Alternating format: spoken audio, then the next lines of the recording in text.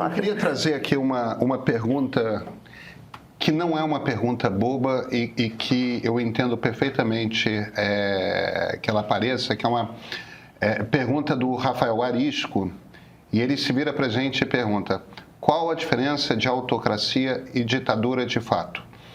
O cientista político... Pinhatari também tinha trazido. Pinhatari, 1993. Perfeito. O cientista político entre nós é o Paulo Henrique.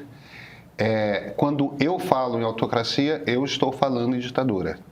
Eu trato ambas como sinônimos. Agora, nem toda ditadura é igual. Você tem... A pior ditadura do mundo, na minha opinião, é da Coreia do Norte. Aquilo é uma ditadura de máxima opressão, com um povo que vive na miséria, com ondas de fome recorrentes, com uma minúscula elite que vive uma vida nababesca, todo mundo em função de um ditador que manda o tio ser assassinado por cachorros ferozes que o devoram todo, né? Eu acho que não existe uma ditadura pior do que a da Coreia do Norte no mundo. Talvez exista. De repente, alguma ditadura africana que não esteja me ocorrendo, uma coisa assim. Então, existem ditaduras e ditaduras e ditaduras. A ditadura na Venezuela não é nem de perto aquilo. É uma ditadura em que, como o PH estava descrevendo, o próprio grupo no poder convive com uma certa instabilidade. Eles não estão solidamente presos ao poder. A gente vê ditaduras muito opressivas como a do Irã. Os ayatollahs já pareceram mais sólidos no poder do que parecem hoje. Então, as ditaduras não são uma mesma coisa uniforme.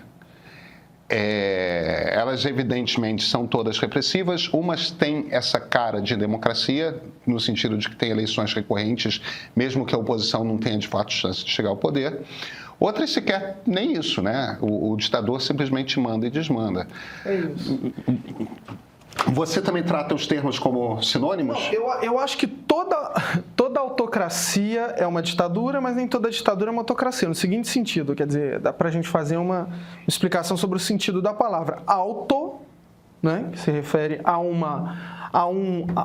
e kratos, cracia, kratos é poder do grego, quer dizer, é o poder que é exercido por um indivíduo, né, cuja a fonte de emanação da decisão é o próprio indivíduo.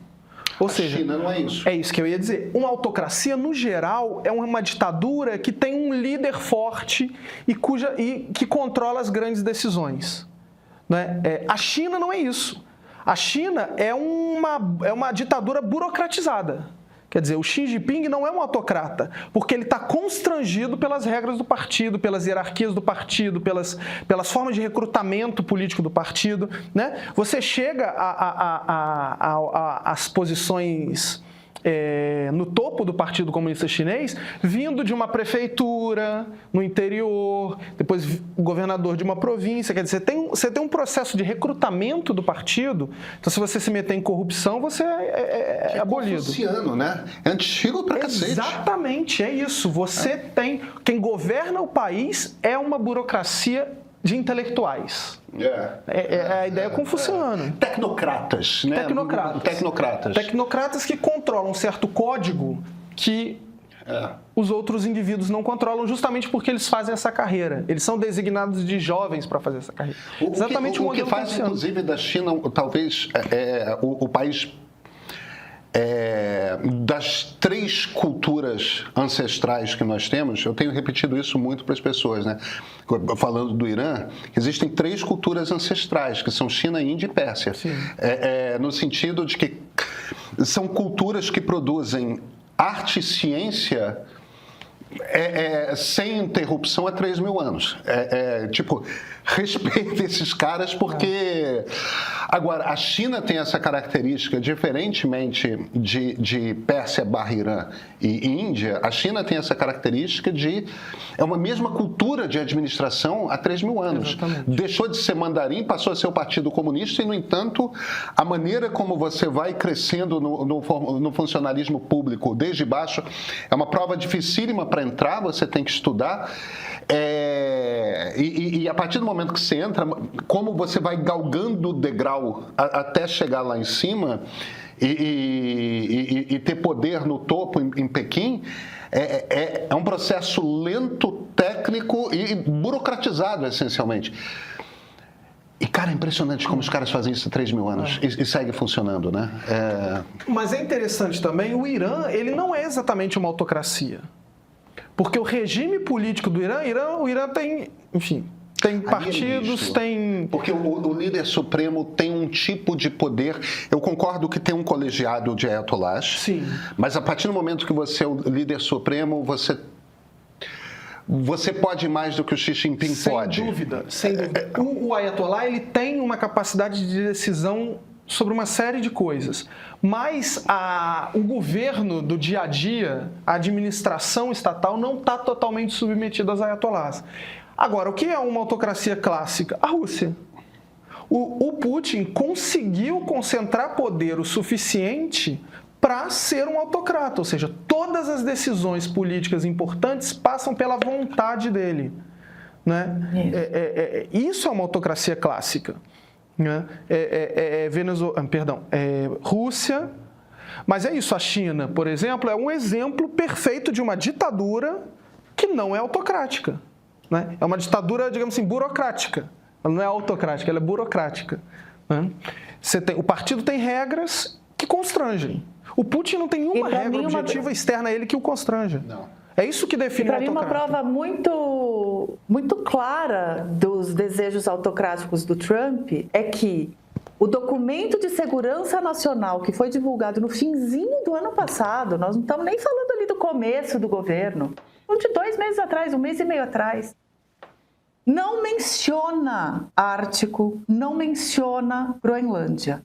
É todo voltado para a América Latina, para our hemisphere e tal, mas mesmo sendo o hemisfério, não menciona Groenlândia.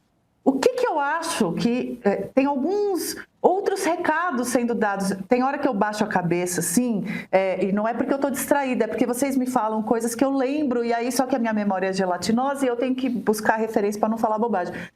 E esse eu, infelizmente, não achei, mas eu ainda vou procurar mais.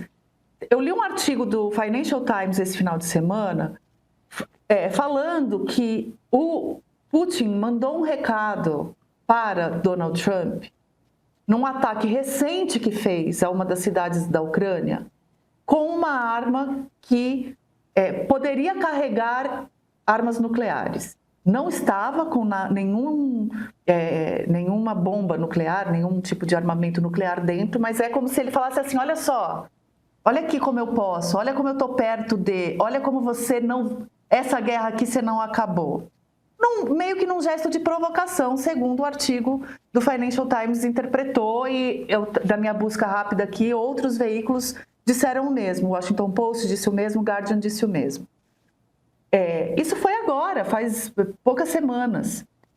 E boa parte do discurso, e aí estou falando da justificativa discursiva, tá? Não estou nem falando se é verdade ou não, mas a forma como o Donald Trump está buscando elaborar a de uma criança mal criada e mal educada, porque a minha criança não faz isso que o Trump fez, não ganhei o Nobel da Paz, então vou destruir o mundo, né? Acho que minha filha também não ia querer o Nobel da Paz, nem destruir o mundo. Não sei. Vamos ver. Ela é muito pequena ainda, não sei. Mas, enfim, o Trump usa esse elemento discursivo, mas, em seguida, o elemento discursivo dele é que a Groenlândia e a OTAN não estão sabendo defender aquele pedaço do mar, do continente, dos interesses russos e chineses. Que seria a justificativa mais lógica. Mas eu acho que tem aí embutido uma revelação realmente dessa noção de autocrata versus autocrata fight, entendeu? Primeiro porque eu acho que realmente ele se Ele olha para o modelo russo e eu acho que é o que ele mimetiza em muitos aspectos. E segundo, porque na cabeça dele é assim que o mundo realmente está dividido. Rússia, China, Estados Unidos, vamos para a briga. Da forma que der, como precisar. Estão te manipulando com números, hein? Diariamente você recebe dados fora do contexto e pesquisas usadas como argumento de conveniência para ganhar o seu voto. Olha, para furar essa bolha, a gente criou a pesquisa Meia Ideia, um retrato fiel do humor do leitor, todo mês, feito para você formar a sua própria opinião. Essa pesquisa não pertence a partidos, a bancos, a jornais, a políticos. Ela é sua. Como assinante premium, você recebe em primeira mão e ainda tem acesso a uma cobertura completa das eleições, com reportagens, análises, bastidores de Brasília e 2 newsletters especiais. Se você está cansado do cabo de guerra da polarização e quer clareza, o seu lugar é o meio. Assina, você não vai se arrepender.